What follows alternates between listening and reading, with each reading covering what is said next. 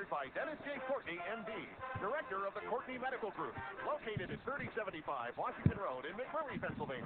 For more information or to make an appointment, call 724-942-3002. That's 724-942-3002 for Dennis J. Courtney, M.D.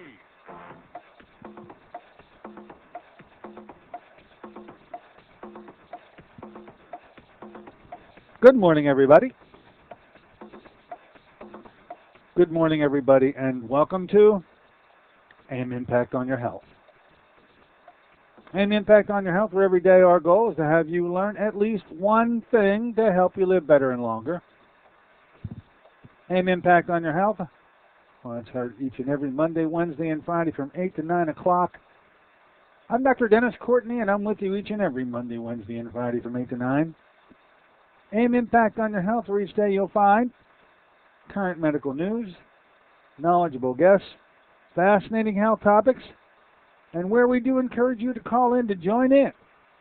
Today we're going to always allow you to do just that by calling in, but of course we're in this month of October, and as I say, when the fountain turns pink, I turn red with rage. It's Breast Cancer Awareness Month, and when fallacy is winning out over fact and when fantasy is winning out over reality, it just gets my goat a bit. This whole controversy over mammography is one that each and every year we grew up with.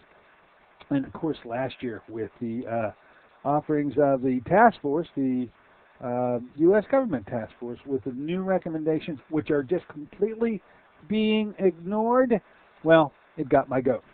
Anyway, today we're going to be talking about the mammogram fights.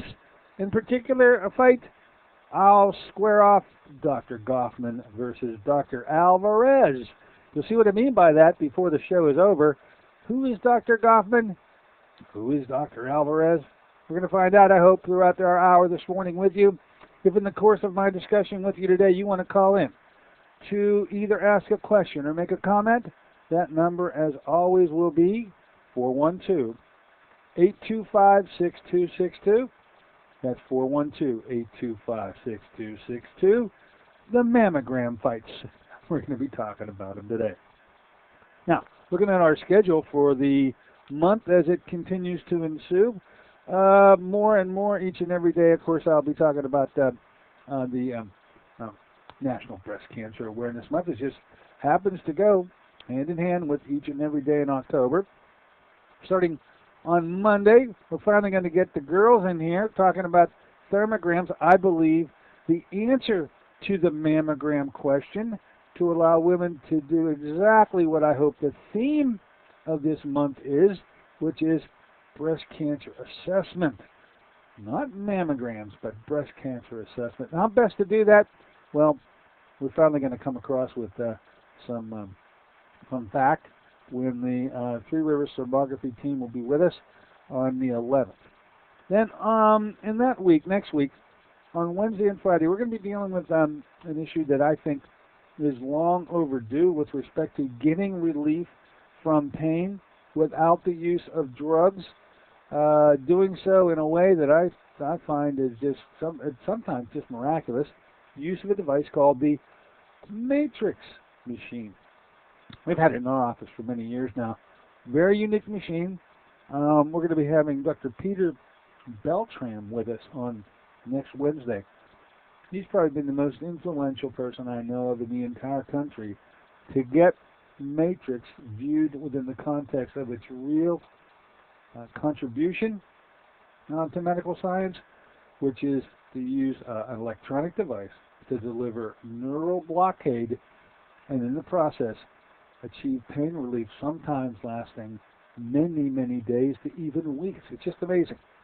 Anyway, Dr. Peter Beltram will be with us on Wednesday. And then on Friday, a clinician, a colleague, a co-anesthesiologist, if you will, practicing out here in Akron, Ohio, utilizing Matrix devices throughout every day of his practice, as I do here in my office. And it's just really not talked about it much, and I think it's time has come. We really need to pull away the veil, let you see what we got to offer you, and maybe you want to come in to actually even try the device. Anyway, Dr. Frank Crusett is going to be our guest next Friday, talking about the clinical applications. We'll be sharing notes. We'll be comparing notes, talking about what he achieves in his practice in Akron.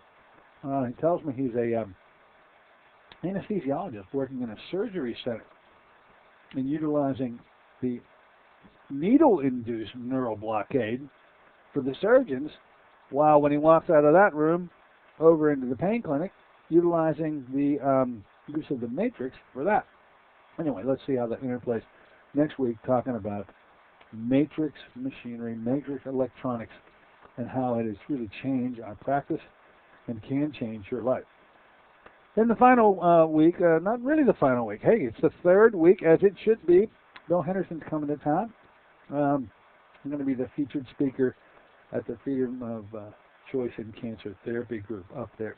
Butler, Days Inn, just south of Butler, right-hand side of the road. You know the drill. 7 o'clock. Anyway, cancer therapies, alternative cancer therapies is the topic. The featured speaker will be our guest on the 18th, which is Monday of that week. And then on Thursday, the 21st, he'll be up there to speak at the group, and we can't support them enough in what we do here. Okay. What else? How about a knock? We got one at the door. Come on in the store. Hello, and welcome in. Good morning, Dr. Courtney. Hi. I have a cancer problem also. It's not breast. I'm a 79-year-old male. All right, sir. I was diagnosed with cancer in my bladder. All right. I went to a urologist, and they went in and they removed the cancer I guess he could get. They went through my penis and they brought everything out. And when I talked to him first, he said, this is an easier cancer to treat. Well, as I found out, the cancer was growing on the muscle of the bladder. Now, the news wasn't good, what he told me. He's telling me that the bladder will have to be removed. You can't treat this. I hear you. That's what's got me puzzled. I don't know. He didn't tell me what stage cancer is in, but what research I've been studying, it looks like it might be like stage 2 cancer. Yeah, at least from what you described, it may very well be. Sure. And I had a CTV scan of my whole body, and there's no other cancer in my body. So my question to you is, can I treat this, or should the bladder be removed? Boy, I tell you, the better way of handling this is, first of all, you have a CT, but you don't have a PET scan, and you can't say whether or not you have cancer that has spread beyond the confines of the bladder itself, which really is important in staging. And so until you get the PET, which I believe is the gold standard study now, it absolutely is, and so it will be that one scan that sort of did away with what was once a multiple scan. There was a bone scan, a liver scan, there was a brain scan, there was scans. Well, now there's only one, and it's a PET scan. And that really has become the gold standard. So it may be something you want to consider. With respect to surgery versus none, look, that issue is another, that's one that's a little more sensitive in terms of being able to answer. We need to do that face-to-face. We need to look at the ramifications of that surgery. We need to look at the risk versus benefit of the entire treatment program. This is something that I'd be happy to help you with, but you need to come on in and see me. And just to throw out a casual response to your question, you should or you shouldn't have the surgery at this point would really be a medical disservice to you. Okay? Mm-hmm. Come on in and see me. What do you call that, a PET scan? Yeah, PET. PET or? PET. PET scan. Everybody has them now. When we first started doing them a number of years ago, there were only 2 hospitals in the city that had them. Now, every single hospital either has its own or brings one in on skids in a big trailer once a week. So it's available at your hospital, too. I'd say. Jefferson. Yeah, oh, absolutely at Jefferson. I can tell you that for a fact. Okay? Okay. Start with that. Get the PET scan, then come on in and see me, please, okay. So we can take this. You're in where Bridgeville? Well, it used to be out here in South Hills now. I'm going to say south of South Hills Village. How's that? South of South Hills Village. South of South Hills Village on Route 19. Or, Route 19, absolutely. Give us a call. That number is 724-942-3002, okay? 302, what, 3002. Okay. All right? Okay. Get the pet ordered. If you won't get anyone to order it for you, come on in and see me and I'll order it. Okay. Okay? Thank you. All right. Yeah, a little too much cooking there to really approach that subject today. We got a lot of data to accumulate first. All right, folks. Why don't we do this? It's October. It's the mammogram fights every year, at least from my perspective. Who am I? But nonetheless, who are the people that have come to the fore to try to shed some light on this for the public? Well, I know of two doctors. One, a Dr. Gofman, and another, a Dr. Alvarez. So the fights are between Gofman and Alvarez. Let's see who comes across with the right cross to the chin and the knockout punch on who should win the fight. Hey, we'll see you in a minute. Be back in a moment with the mammogram fights. Gofman versus Alvarez. You'll see what I mean as the hour unfolds. Be right back.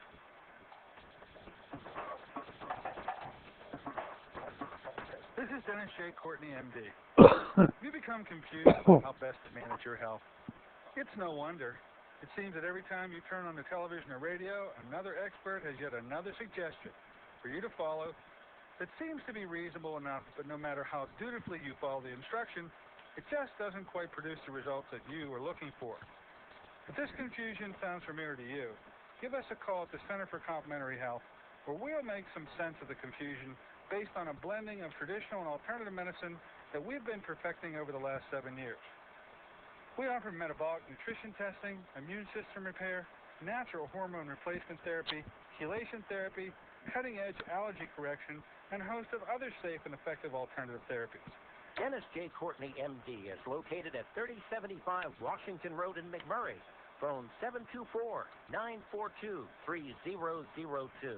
Have you been to the doctor lately? Was fatigue top of your complaint list? Even if your doctor asks you what you eat, the recommended 5 servings of fruits and vegetables a day is a dream in your busy schedule. What if you learned of a product 5 years in the formulation that delivers 5 servings of fruits and minerals in just 1 ounce? That's right, it's Fruit of the Spirit. The blessings of Fruit of the Spirit are now formulated into a delicious whole fruit puree product rich in antioxidants and minerals. Your health is more than just a test result. It's a balance of physical, spiritual, and emotional factors. You work regularly to strengthen your faith. Let Fruit of the Spirit help cover your nutritional needs in a convenient and cost-effective ounce a day. Call 1-800-442-3793 for a special promotional offer. Fruit of the Spirit, a blessing for your good health. Fruit of the Spirit, 5 servings of fruits and minerals with no added sugars. That's 1-800-442-3793 for your good health. Call them now, 1-800-442-3793.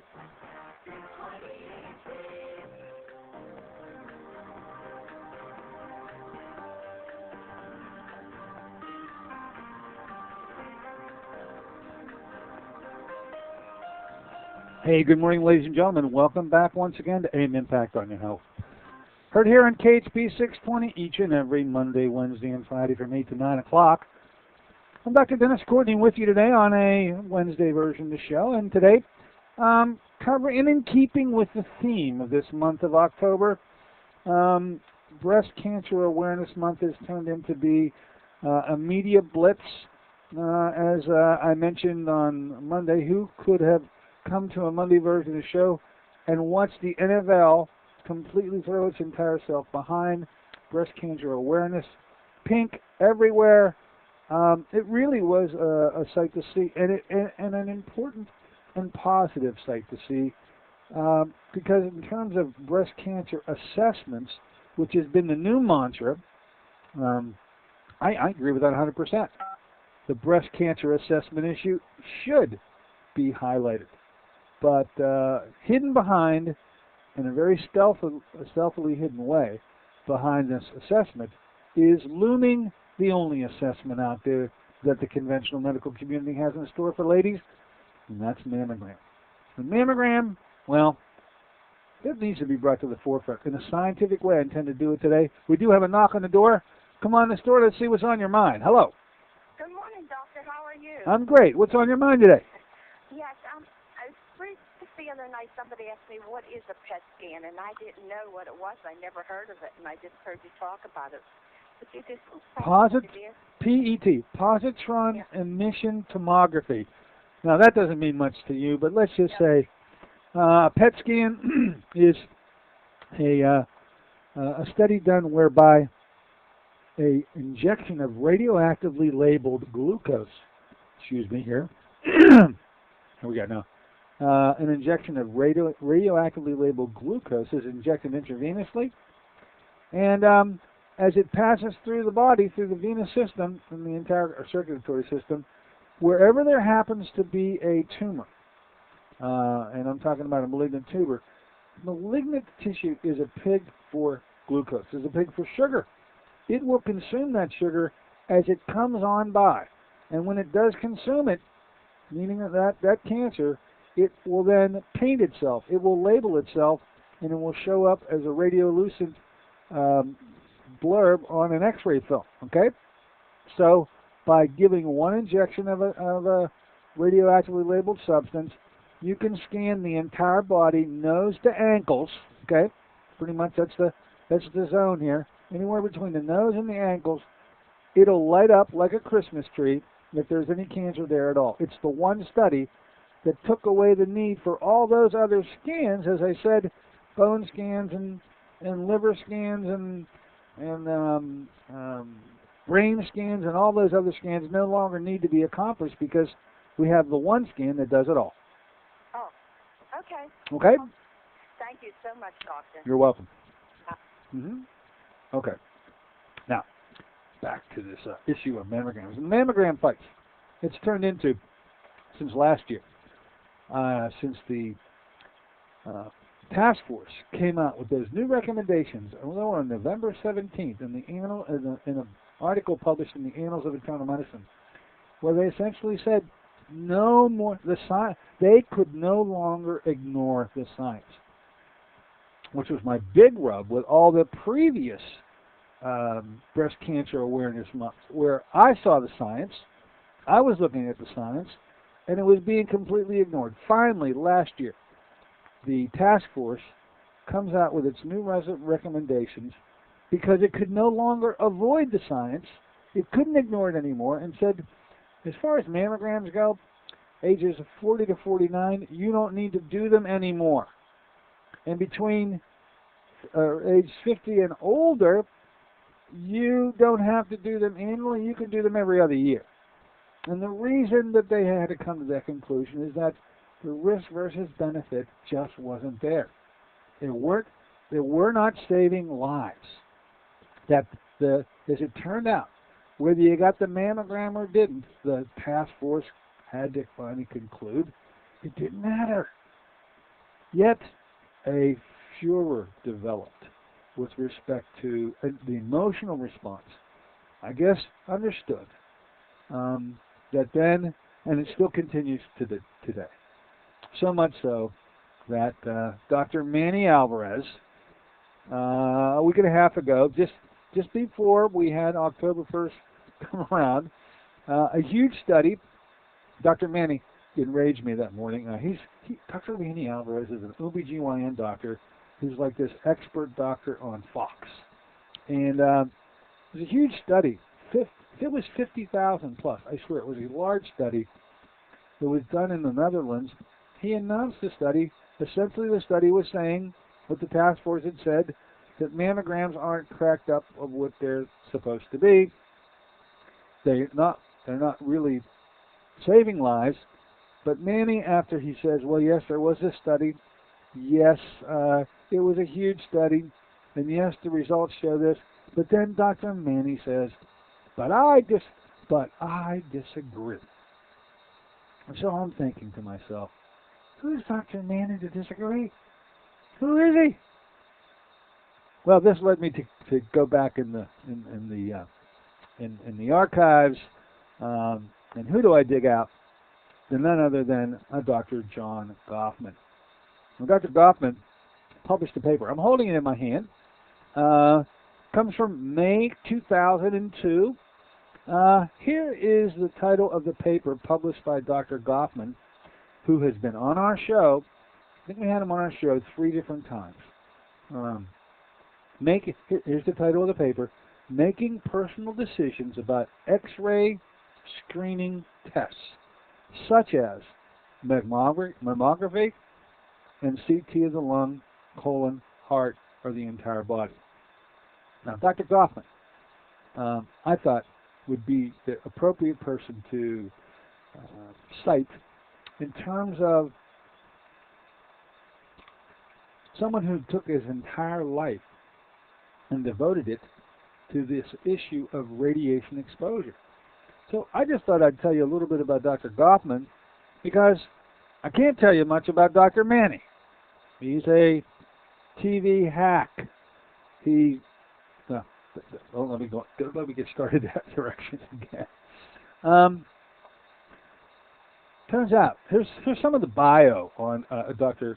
Gofman. So then I'm going to get to the paper, and I think the paper says it all, but just to start asking if you're going to put up credentials of who really should have some sort of credence and levity to what they speak of, I think Gofman says it all. Here it is. Author of several books. He's an author of more than 100 scientific papers. As a graduate student, he discovered, I never heard it, protactinium and uranium-232. He did that as a grad student. He's chosen by Dr. Oppenheimer, the Dr. Oppenheimer. You know, the J.R. Oppenheimer, atomic bomb Oppenheimer. He's chosen by Robert Oppenheimer to serve on the Manhattan Project.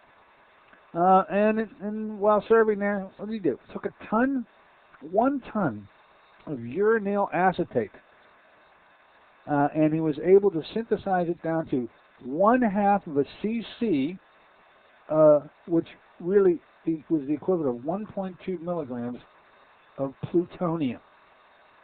I think you all know what plutonium is. This is in his days as a graduate student. After the Manhattan Project, after the atomic bomb, after all that, then he went out to medical school. He got medically oriented pretty well. He's the one, by the way, didn't know this. He literally discovered LDL and HDL and the benefits and consequences of both. Wow, that one hit me between the eyes. Then 1960, he's asked to serve on the Atomic Energy Commission, and he establishes the Biomedical Research Division at the Livermore National Lab. How's that for a guy's set of credentials? 1965, he writes a paper called Breast Cancer After the Exposure to Atomic Bombs of Hiroshima and Nagasaki. And I don't know. In 1970, he now collaborates with a physician friend of his, Dr. Arthur Tamplin, and he finally quantified breast cancer risk and exposure to ionizing energy. That was back in 1970. For Gofman and Tamlin, the public health issues of radiation exposure was the issue of prime importance. These were, at younger age, scientists interested in atomic energy, but after his medical degree, it's the area that Gofman moved to was what was the public health issue with respect to radiation exposure. That became the #1 thing that he devoted the rest of his life to. Unfortunately, the Atomic Energy Commission wasn't pleased with Dr. Gofman, and they parted their ways in 1973. He retired from the Atomic Energy Commission. He initially went back to Berkeley, which he finally became an emeritus professor of molecular and cell biology. And then he went into early active retirement, and he was active all the way up to the time of his death, which was on August 15th, 2007. We were so lucky to have Dr. Gofman on our radio show back in the early part of the 2001, 2002 era. He was sharp as a tack. He made a statement back then that we've repeated over and over and over again, and that was that all cancers, take all cancers, that 50% of all cancers are due as a direct result to medical X-rays. That little statement is what got him always to be considered a controversial figure, but nonetheless, with the kind of credentials that he had, he really could speak of these matters. And I often, I can remember sitting in a meeting a number of years ago. I won't mention the hospital. I was sitting from the head radiologist of a particular hospital here in the Pittsburgh area. And I was talking about X-ray exposure. I was talking about dosing. It would be possible to get dosing charted on a chart if a patient would have X-rays. And this led into a discussion of, I brought Gofman's name up. Well, immediately you could see that this radiologist was uncomfortable, and he started to make some disparaging remarks against Gofman. Like, oh, that Gofman, that crazy guy. Then, in unison, when the physicist came in, and unbeknownst to maybe many of you, every hospital has to have a physicist on staff to make sure that the X-ray machines are running up to code. And when the young, I'm going to say mid-20 to early 30 physicist came in, and he started to take off on Gofman, then it's safe to say I got a little upset. Because I said to myself, who are you two? I mean, you were wet behind the ears, you physicist, you doctor. Hey, we're talking about Gofman here. You know his accomplishments. And so Gofman's work, the paper that I'm holding in my hand, which really is to the point that we want to get to within this month and have women at least consider with respect to legitimate, objective information, has to do with the paper entitled Making Personal Decisions About X-ray Screening Tests, such as mammography and the like. And so this paper comes out of May of 2002, and you might say, well, that was back in 2002. That's really, I mean, it's 8 years later. So much has changed. Things are much more sophisticated. I beg to differ with you. Nothing has changed. Interesting sidelight is I'm involved with a project in the South Hills area in which the purchasing of an X-ray machine is now being considered. And so, with great interest, I listen to these experts come in and talk to me about each and every one of the X-ray machines that they want to represent. And in no instance, I mean, they're using words like digital, that's the buzzword, and other terms to describe ease of use. I think this is probably where the newer machines are going. But with respect to safety, with respect to those are not the issues that I see being presented to me as a doctor. It is, how many shots do you want to take in an hour? That's the only issue that's being raised to me. The machines are the same.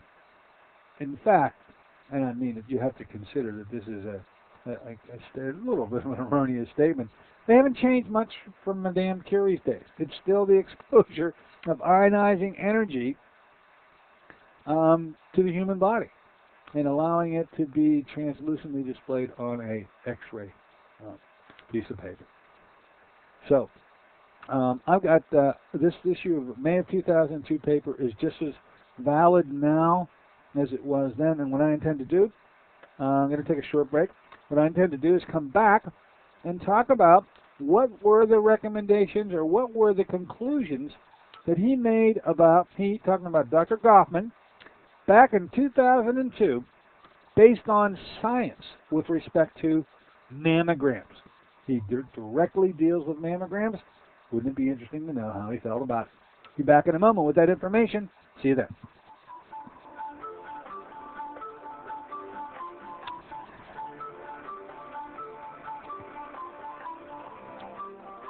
Want to help your family eat healthier? Instead of learning to disguise tofu in Wonder's way, how about some real nutritional power? If your family has the typical American palate for fries, pizza, and burgers, giving your family the blessing of good nutrition is a struggle. Fruit of the Spirit is the answer for your family's nutritional needs. Fruit of the Spirit is an all-natural, whole fruit puree made from fresh fruits native to the Holy Land with alkalizing minerals. Fruit of the Spirit was 5 years in the formulation, the work of a team of top nutritional experts with independent science to confirm its antioxidant power. 1 ounce a day provides the equivalent of 5 servings of fruits and minerals. Fruit of the Spirit is convenient, affordable, and delicious. Even your picky family will sing the praises of Fruit of the Spirit. Give your loved ones the blessing of good nutrition. Call 1-800-442-3793 for a special promotional offer. Fruit of the Spirit, a blessing for your good health. That's 1-800-442-3793. Call them now, 1-800-442-3793. This is Dennis J. Courtney, MD. You become confused about how best to manage your health. It's no wonder. It seems that every time you turn on the television or radio, another expert has yet another suggestion for you to follow that seems to be reasonable enough, but no matter how dutifully you follow the instruction, it just doesn't quite produce the results that you are looking for. If this confusion sounds familiar to you, give us a call at the Center for Complementary Health, where we'll make some sense of the confusion based on a blending of traditional and alternative medicine that we've been perfecting over the last 7 years. We offer metabolic nutrition testing, immune system repair, natural hormone replacement therapy, chelation therapy, cutting-edge allergy correction, and a host of other safe and effective alternative therapies. Dennis J. Courtney, MD, is located at 3075 Washington Road in McMurray. Phone 724-942-3002.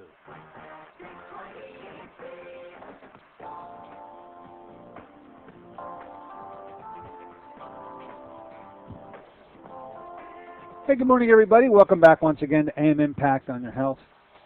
Heard here on KHP 620 each and every Monday, Wednesday, and Friday from 8 to 9 o'clock. I'm Dr. Dennis Courtney with you today on a Wednesday version of the show. We are in Breast Cancer Awareness Month. The mammography fights are underway. You would know it by looking at your TV screen every Sunday. It looks like everybody in harmony out there, and pretty much they're all singing the same song. That song is in sharp contrast to the recommendations presented last November 17th, which drastically cut from underneath, just cut the pins right underneath of an industry, a mammogram industry, that was moving along without a hiccup. And boy, it hit a brick wall last year. But you know what? They went just behind the doors and they said, you know, we're going to do it this way. And so they present a month of breast cancer assessment, which I can't find fault with. I think it's wonderful. But I know behind that assessment word, there's only one assessment that's going to be used, and that's going to be mammograms. And I do have a problem with mammograms. I got the science to back it up. I say that, John Gofman, thank you so much for all your contributions, but in particular, you were the thorn in the side of medicine for a lot of years with respect to your investigation, your science led you to make conclusions that you couldn't make any other way. It looks as though others have absolutely agreed with you, even though we've got some people that behind closed doors will just say, we're not going to do it that way, we're going to keep doing it like we did before. Well, I'm going to quote from the paper now that I'm holding my hands. It's back from 2002. Once again, I say the title of this paper, written by Dr. Gofman, is Making Personal Decisions About X-ray Screening Tests, which is precisely what a mammogram is. And in particular, he actually isolates and talks about mammograms per se, uniquely. And so in his part 4 of the paper, he talks about breast cancer screening. There are really, there's really 4 issues that have to be brought out. The first issue, does screening, any screening, and in particular now we're talking about mammograms, does any screening have more good than harm, or is it vice versa? And he said back then in 2002, recently he said the benefit of certain X-ray screening procedures has been openly challenged, he said, especially by some radiologists. Then he poses the question, he goes, can the benefit possibly be challenged? Talking about the good things that should be able to come out of these X-ray screening. I mean, if you diagnose somebody's cancer, isn't that not always good? Well, it would have seemed to be answered in that way, but haven't we heard testimonials again and again from patients who say, my life was saved by that screening, which discovered a cancer that otherwise would have killed me? That is probably a battle cry I've heard so frequently. I certainly hear it in this month of October. Many women are breast cancer survivors, and I've heard them say repeatedly, as only they are allowed to say, believe you me, they have the right to say whatever they want. And I, with all respect to them and deference to them, say, go right, however you want to put it is okay with me. But with respect to the issue of mammograms, we think, he says, the existing evidence is not solid about the probability of any personal benefit, That is a huge statement to make with respect to mammograms. That is then followed by the 3 areas that he then went to discuss using his scientific background and investigation. He said there are 3 areas to consider. First is the area, the probability of radiation harm from these mammograms.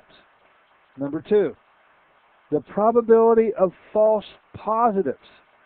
And number 3, the probability of unnecessary treatment. 3 areas that he then expounded on that I believe are just as pertinent today in 2010 as they were back in 2002 when he originally wrote the article.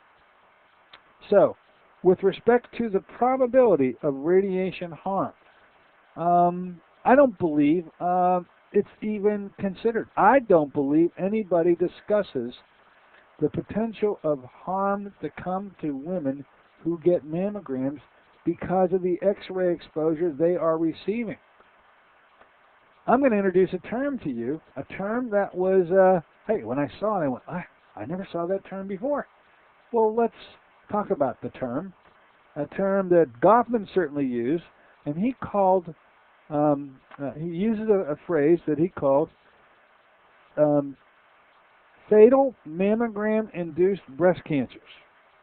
Now, that is it's a large mouthful, but using the assumption of how much exposure the breast receives during a study, he concluded that there was a minimum amount and a maximum amount of X-ray exposure during these studies to the breast tissue.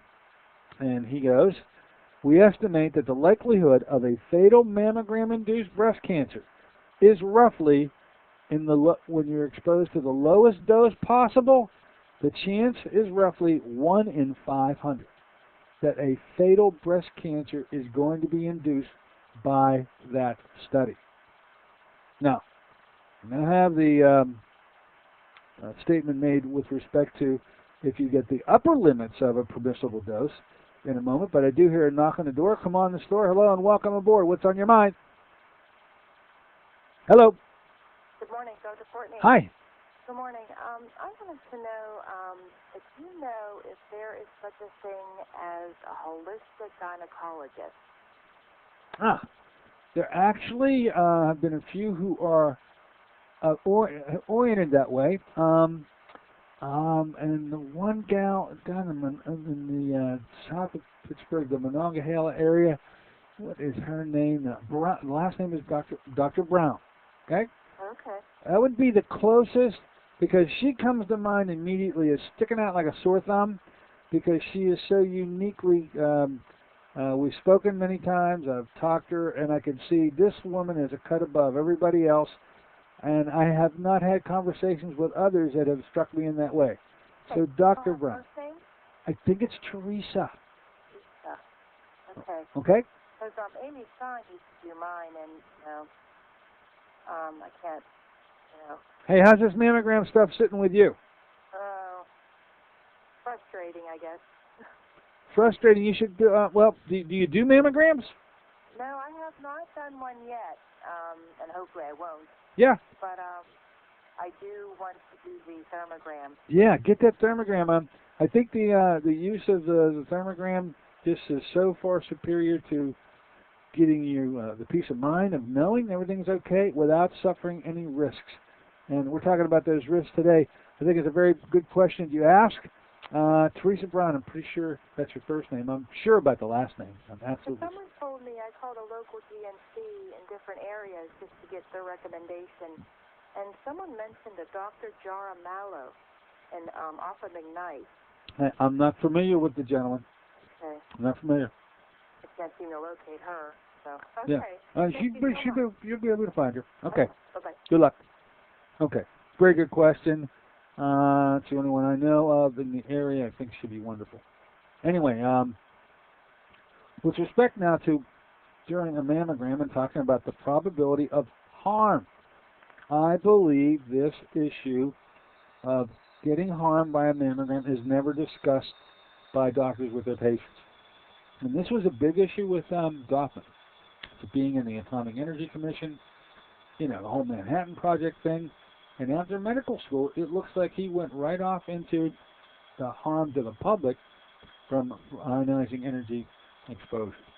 Anyway, if the risk of developing a fatal mammogram-induced breast cancer is 1 in 100 for the low doses of a mammogram, for the upper limits, it's 3 times as high. So, if you think about it, well, what's your chances of being 1 in 500? Is that the way you look at this? Because if it is, geez, those chances seem wonderful. I think the point is, though, there's still 1 in 500, or there's 3 in 500. There is harm to come. And by the way, that was only the exposure of one study. The cumulative effect over time is the one that I believe has not been addressed yet. How about this? Category number 2. The probability of false positives. The radiation risk is just one consideration. There are others. There is harm, he says, of false positives resulting from screening. False positive results which suggest the possibility of disease in a person for whom the possibility is not confirmed by repeated or other tests, or by subsequent diagnosis of clinical disease. How likely are the false positive mammograms in the USA? This one interested me. I had never seen the statistics before. Here they are. These were reported in 1998. In the New England Journal of Medicine published a study based on the HMO records of 4,319 women who received mammograms between 1983 and 1993.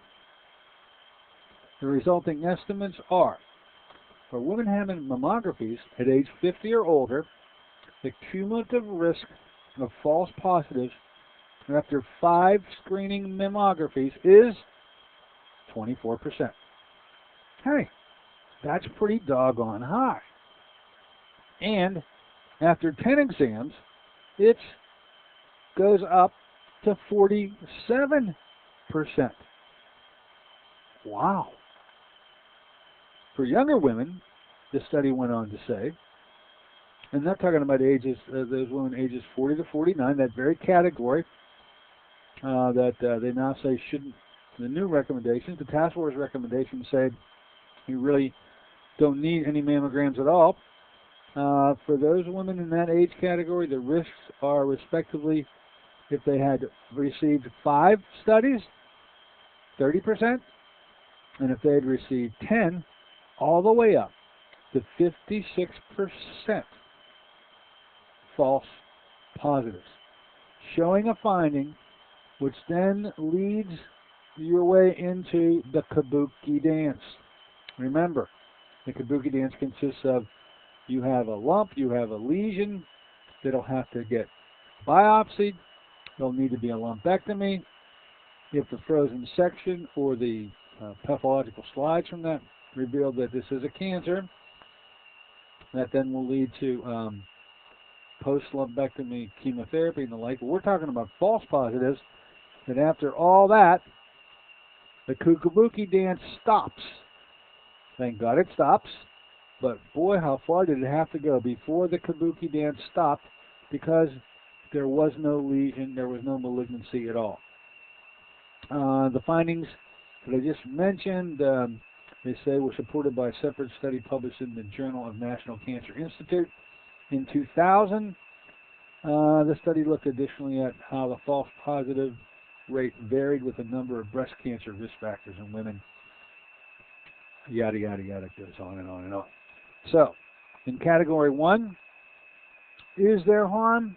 1 in 500 developed a fatal mammogram-induced breast cancer at a minimum, and at a maximum, 3 out of 500. And did you know that there even is such a thing as a fatal breast cancer from a mammogram? There is, and those are the numbers, according to John Gofman, who I got a feeling I can trust implicitly. The third category, and the last category, is the probability of unnecessary treatment. This is more worrisome than false positives, he says, whose result is corrected later. I mean, at least with a false positive, when you find out, oh, geez, no cancer here, there's a sigh of relief. But, boy, if there isn't, it's going to move on to make an overdiagnosis, followed by harmful treatments such as surgery, radiation therapy, and chemotherapy for a patient who does not have cancer. No one knows how much overdiagnosis occurs, he said back then, as a result of mammography. He mentions a gentleman, Dr. Barnett Kramer, Director of Disease Prevention at NIH, who published numbers from 1983 to 1998. His conclusion is described as follows. The screening worked perfectly. If the screening worked perfectly, every breast cancer found early would correspond to 1 fewer cancer found later. That, he said, did not happen. Mammography instead has resulted in a huge new population of women with early stage cancer, but without a corresponding decline in the number of women with advanced cancer. Perhaps future evidence will be able to settle the question, does the USA recently have a large increase in the number of genuine breast cancers? The list goes on and on and on. So, that is the excerpt from the paper done by Dr. John Gofman back in 2002 with respect to mammograms as he saw them then, and as I believe is still being revealed by study after study after study today, coming up with similar information, similar conclusions, which ultimately could no longer be ignored. In a November 17th article of last year in the Annals of Internal Medicine, finally set new standards based on that science, which are now just being promptly ignored by those who, for whatever reason, feel they can ignore them. I'll take a short break. We'll come back, and we'll bring this all to a conclusion, talking about the fights, the mammogram fights, Gofman versus Alvarez. You know a lot about Dr. Gofman now, don't you? If you hadn't heard of him before. But there are a lot of Dr. Alvarez's out there, and they tend to rule the day for today. Be back in a moment to talk more about it. This is Dennis J. Courtney, MD. You become confused about how best to manage your health. It's no wonder. It seems that every time you turn on the television or radio, another expert has yet another suggestion for you to follow that seems to be reasonable enough, but no matter how dutifully you follow the instruction, it just doesn't quite produce the results that you were looking for. If this confusion sounds familiar to you, give us a call at the Center for Complementary Health, where we'll make some sense of the confusion based on a blending of traditional and alternative medicine that we've been perfecting over the last 7 years. We offer metabolic nutrition testing, immune system repair, natural hormone replacement therapy, chelation therapy, cutting-edge allergy correction, and a host of other safe and effective alternative therapies. Dennis J. Courtney, MD, is located at 3075 Washington Road in McMurray. Phone 724-942-3002. Have you been to the doctor lately? Was fatigue top of your complaint list? Even if your doctor asks you what you eat, the recommended 5 servings of fruits and vegetables a day is a dream in your busy schedule. What if you learned of a product 5 years in the formulation that delivers 5 servings of fruits and minerals in just 1 ounce? That's right, it's Through the Spirit. The blessings of Through the Spirit are now formulated into a delicious whole fruit puree product rich in antioxidants and minerals. Your health is more than just a test result. It's a balance of physical, spiritual, and emotional factors. You work regularly to strengthen your faith. Let Through the Spirit help cover your nutritional needs in a convenient and cost-effective ounce a day. Call 1-800-442-3793 for a special promotional offer. Through the Spirit, a blessing for your good health. Through the Spirit, 5 servings of fruits and minerals with no added sugars. That's 1-800-442-3793 for your good health. Call them now, 1-800-442-3793.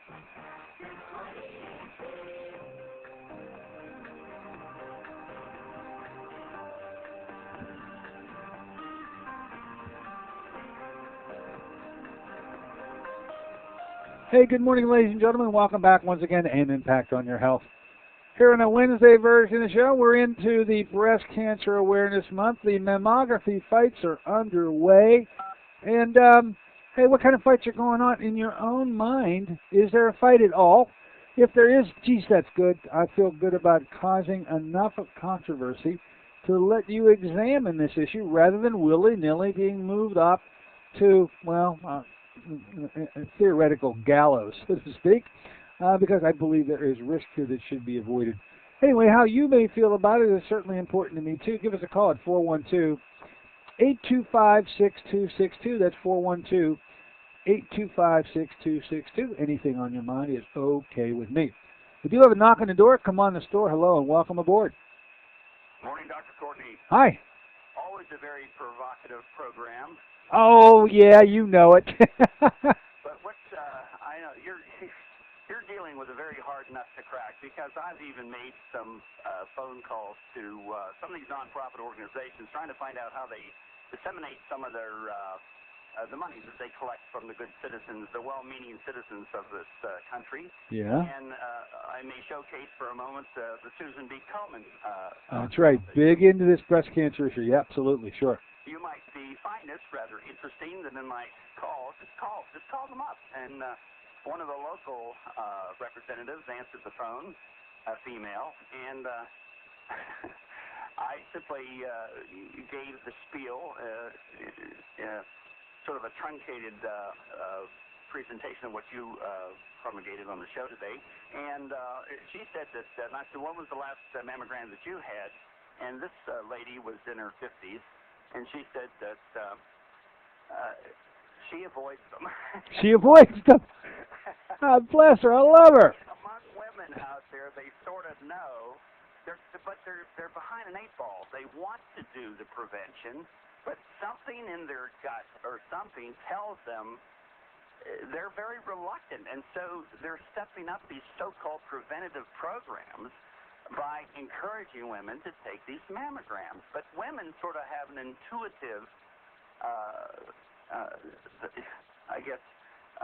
idea that medicine isn't always in their best interest. And but aside from that, I wish to continue this on a low. When I get a chance to make some of these, it's time consuming to do this. But I would say here locally that the people listening to this show should call some of these nonprofits. Ask them, where is the money going? They say research and education, et cetera, but they never tell you where that money is actually going to. But I think it's going more to conventional approaches, and so we're just feeling, the wrong way to go. It seems like nobody talks about funding. And alternative approaches, or what I would refer to as traditional approaches, are old-fashioned. I don't hear anything out there on the drawing board even new, and the absolute complete the shelving, the complete ignoring of thermography, to the extent to which you'll get most doctors say, "What is a mammogram?" Or they get very emotional about it, want to say how it's not worth the study, it's not worth what it's cracked up to be. But this mammogram is plagued with all sorts of problems: the harm issue, the over-treatment issue, the fact that the anxiety alone produced by up to 56% of the women who get a mammogram end up making a false positive. I didn't realize it was that high. No, these are numbers that are absolutely frightening. They're staggering. And so, ladies out there, hey, there is a controversy, there is a fight. I'm so happy if you're coming. Aren't you happy about it, sir? At least if you're coming to awareness that there's conflict out there, it's good, because just to walk around in a daze, intuitiveness is, I think, a very neat point that you picked up on. The fact that you say, hey, they just sort of know there's something wrong with this without being very vocal about it, and the fact that I'm going to contact the physicians for responsible medicine and see if I can get a statement from them as to what their position is on this. Hey, call me Friday. I'd like to pick up on this and keep going on Friday. We got an open slot. Call me on Friday and tell me how that call went, okay? Oh, I will do that. What about the Institute of Medicine? Are they the ones who sets up some of these protocols? I mean, I know there's heavy vested interest in X-ray machines. But these industries are not going to come about until, of course, there's physicians or medical geniuses out there that promulgate these ideas. That's right. And does that come from? Is the Institute of Medicine? Is that like the top? I actually don't know who they are. I'll try to report back to you on that. We'll see you on Friday, okay? All right, folks. There you have it. We're all done today talking about the mammogram fights. I guess we should end with this. I sure know who Dr. Gofman is. Who in the hell is Dr. Manny? Bye now.